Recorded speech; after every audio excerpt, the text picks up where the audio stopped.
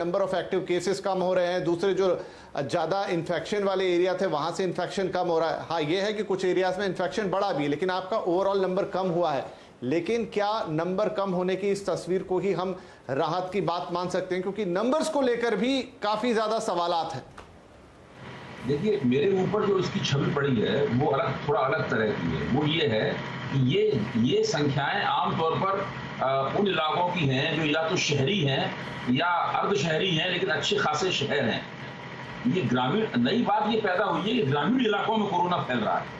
पहली लहर के दौरान जब मैं अपने दोस्तों को उत्तर प्रदेश में या छत्तीसगढ़ में या दूसरी जगहों पर फोन किया करता था, वो हमेशा कहते थे कि ये सब शहरों का मामला है, गाँव में कुछ नहीं हो रहा है। लेकिन अब जब मैं फोन करता हूं तो वहां से पता चलता है गांव में बहुत तेजी के साथ कोरोना फैल रहा है, और जिला प्रशासन जो मौतों की संख्या बता रहा है, वो मौतों की संख्या असल में 8 से 10 गुना कम है। तो ये चीज, अब इन चीजों की पुष्टि करने का हमारे पास कोई जरिया नहीं है, क्योंकि सरकार तो ये आंकड़े हमारे सामने रख नहीं रही है। तो ये बातें सुनकर दिल बैठ जाता है। पहली बात तो ये है। दूसरी बात जो बहुत मुझे चिंताजनक लगती है वो ये है, जिन लोगों को 2 वैक्सीन के डोज लग चुके हैं और लगे हुए भी उन्हें 1 महीना से ज्यादा 2 महीने हो गए हैं, वो लोग कोरोना के शिकार हो रहे हैं, उनकी मौतें हो रही हैं। उसमें मशहूर लोग भी हैं और ऐसे लोग भी हैं जो कि ज्यादा मशहूर नहीं है। मेरे जानने वाले 3 लोग जिनको दोनों डोज लग चुके थे, वो पिछले 3 दिन में उनका देहांत हो गया है। तीसरी जो चिंताजनक बात मुझे नजर आ रही है वो ये है कि जिन लोगों को कोरोना आजकल हो रहा है, वो 8-10 दिन घर पे रहकर या कभी कभी अस्पताल जाकर 10-12 दिन अस्पताल में रहकर ठीक होकर घर आ जाते हैं। फिर पता चलता है कि उन्हें कोई और समस्या हो गई, उनकी पेट में दर्द हुआ, फिर अस्पताल में दाखिल हुए, वेंटिलेटर पर गए और देहांत हो गया।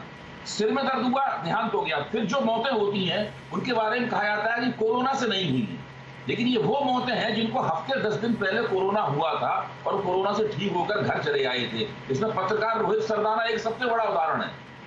इसी तरीके से और भी कई उदाहरण है। जैसे हमारे बहुत ही अपेक्षाकृत युवा पत्रकार मित्र थे अरुण पांडे, वो एक उदाहरण है, जो कोरोना से ठीक करके अस्पताल से घर भेज दिए गए थे। तो अचानक उनका ब्लड प्रेशर बढ़ा, मुंह नाक से खून निकला, उसके बाद वो वेंटिलेटर पर चले गए और उनका देहांत हो गया। तो ये जो नई बातें पैदा हो रही हैं, ये बहुत डरा देने वाली बातें हैं। केवल आंकड़ा कम हो रहा है, ये ठीक है, चलिए अच्छा लग रहा है कि आंकड़ा कम हो रहा है, लेकिन इस आंकड़ा कम होने से होगा क्या? एक तो देहात में कोरोना का फैलाव, और दूसरे इस प्रकार की रहस्यमय पेचीदगियां जिनका कोई न विज्ञान के पास कोई तुरंत उत्तर दिखाई पड़ रहा है, न डॉक्टरों के पास कोई उत्तर दिखाई पड़ रहा है। और अगर कोई उत्तर है तो मैं अपने यहाँ पर जो इस पैनल में जो डॉक्टर मित्र बैठे हुए हैं, मैं जानना चाहूंगा कि वो मुझे बताएं, ताकि हम सब लोगों को थोड़ी तसल्ली हो। नहीं, ये बात आपकी सही है, और इसको लेकर अब डॉक्टर प्रवीण चंद्रा से बात करते हैं। डॉक्टर पैनल पे आज हमारे साथ डॉक्टर कौशलकांत मिश्रा भी है। तो चंद्रा साहब, क्या आप मुझे सुन पा रहे हैं? यस, बिल्कुल सुन रहे हैं। यस जी डॉक्टर चंद्रा, ये वाकई में थोड़ा सा, जब मैंने भी ये खबर सुनी और पढ़ी, थोड़ा धक्का सा तो लगा। आप इस पे ज्यादा प्रकाश डालेंगे, आप इसे ज्यादा समझाएंगे कि डॉक्टर फैटर्निटी से हमने 24 घंटों के अंदर, एक दिन के अंदर हमारे करीब 50 बेहतरीन डॉक्टर को खो दिया है। और डॉक्टर फैटर्निटी से हैं तो तय बात है कि उनको दोनों ही डोज लग चुके होंगे, कुछ को नहीं भी लगे, लेकिन उनको सबसे पहले दिया गया था। सर, कहा यह जाता है कि अगर आपको डोज दे दिया जाए तो आपकी जो इलनेस है वो काफी हद तक, मतलब आप बीमार पड़ेंगे, आप संक्रमित होंगे, लेकिन वहां तक नहीं जाएगा कि आपकी जान पर बन आएगी। लेकिन अगर सर डॉक्टर्स, और वो भी इतनी बड़ी संख्या में हमारे बीच से गए हैं जिन्हें डोजेस थे, हम इसका क्या मतलब निकालें? क्या वैक्सीन भी पूरी तरह से सेफ नहीं है? मतलब सेफ से मेरा मतलब यह है कि उसकी जो एफिकेसी की हम बात कर रहे हैं, क्या वो हमारी जान को नहीं बचा सकती है? राइट। सो ये बहुत ही इम्पोर्टेंट सवाल अभी पूछे आपने और मिस्टर दुबे ने भी, और ये काफ़ी ये परेशान करने वाली बातें हैं कि भाई बहुत सारे डॉक्टर्स अफेक्टेड हो गए, बहुत सारे पेशेंट्स जो डिस्चार्ज किए गए उसके बाद उनको प्रॉब्लम आ गई।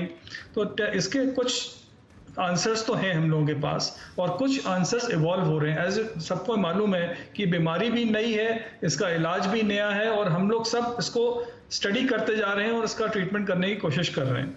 काफ़ी सक्सेस मिल चुकी है, लेकिन डेफिनेटली हम ये कह सकते हैं कि 100% अभी हम लोगों को, जैसा कि डॉक्टर मिश्रा ने भी बताया था, कि हमारे पास कोई इसकी दवा नहीं है, कोई 100% क्योर नहीं है इसका।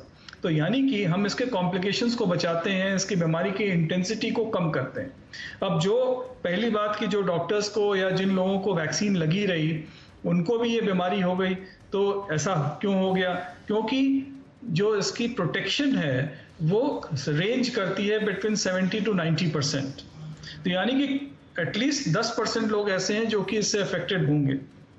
फिर ये सोचा गया, विशुअल थिंकिंग थी हम लोगों की सबकी कि भाई जिन लोगों को होगा भी या जिन लोगों को इनिशियली हुआ उनको इतनी इंटेंस बीमारी नहीं हुई, उनको हल्के से ही निकल गए वो लोग, ज़्यादा हॉस्पिटलाइज होने की ज़रूरत नहीं पड़ी। लेकिन कुछ लोगों को हॉस्पिटलाइज होने की ज़रूरत पड़ी और कुछ लोग इसके अंदर अपनी जान भी गंवा बैठे।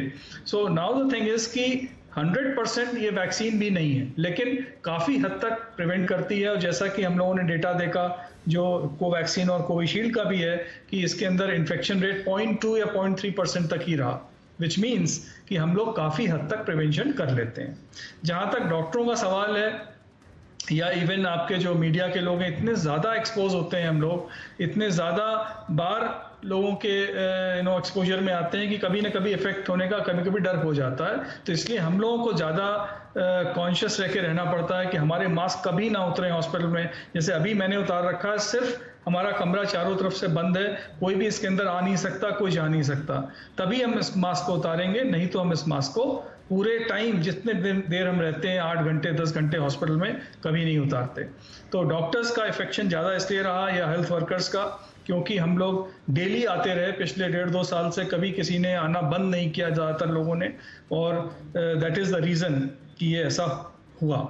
दूसरी बात यह है कि जहाँ तक डिस्चार्ज के बाद लोगों को कॉम्प्लिकेशंस हो रही हैं, वो उसके 3 मुख्य कारण हैं।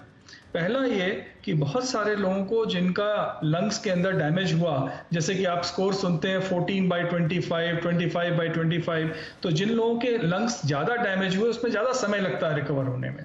और किसी किसी के अंदर हालांकि वायरस चला गया, लेकिन बैक्टीरिया या फंगस जैसे कीटाणु अंदर घुस जाते हैं क्योंकि शरीर उस वक्त कमज़ोर हुआ है। That is number 1। और जब वो कीटाणु घुस जाते हैं उस कमज़ोर लंग्स के अंदर, तो एक नया इन्फेक्शन पैदा हो जाता है और ये कॉम्प्लिकेशन सांस की फिर से शुरू हो जाती है।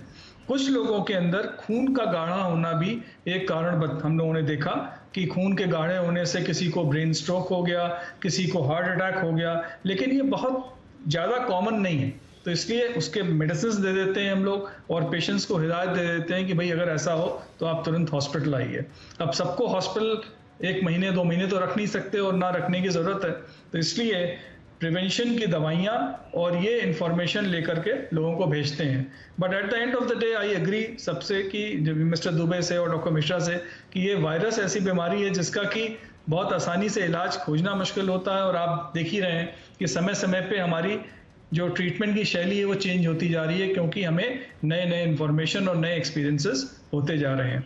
और जो नई एक दवा 2DG आई है उसके बारे में मैं ज़रा सा बता दूं, ये भी एक बड़ी इंटरेस्टिंग दवा है जो कि इंडिया में ही बनी है और इसको हम लोगों ने इस्तेमाल करना अभी अपनी एक स्टडी में शुरू कर दिया है और इसके काफ़ी अच्छे रिजल्ट्स आ रहे हैं। और सबसे अच्छी बात है कि बहुत सस्ती होगी, बहुत ईजी है, इसको पानी में घोल के सिर्फ देना होता है, कोई इंजेक्शन नहीं है। So I hope this will be a new method, इससे हम लोगों को नए रिजल्ट्स अच्छे मिलेंगे।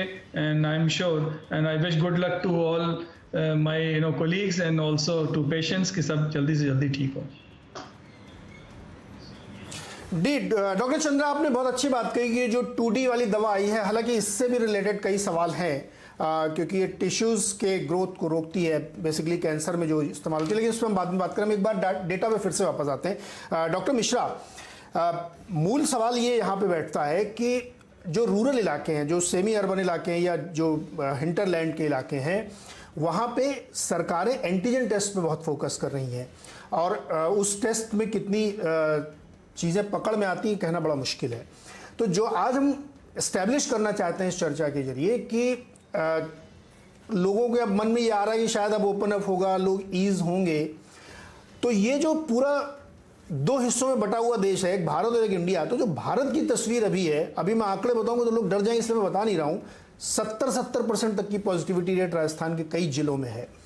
तो मैं ये जानना चाहता हूँ कि इस आंकड़ों के पीछे में क्या टेस्ट की कमी है या रियल आंकड़े हमारे पास है नहीं, और जो उससे रुकने का तरीका या बचने का तरीका है कि हम वैक्सीन लगाएं या हॉस्पिटल की हमारे सिस्टम है, तो ये सिस्टम को बचाए रखने के लिए ये सब आंकड़ों का खेल है।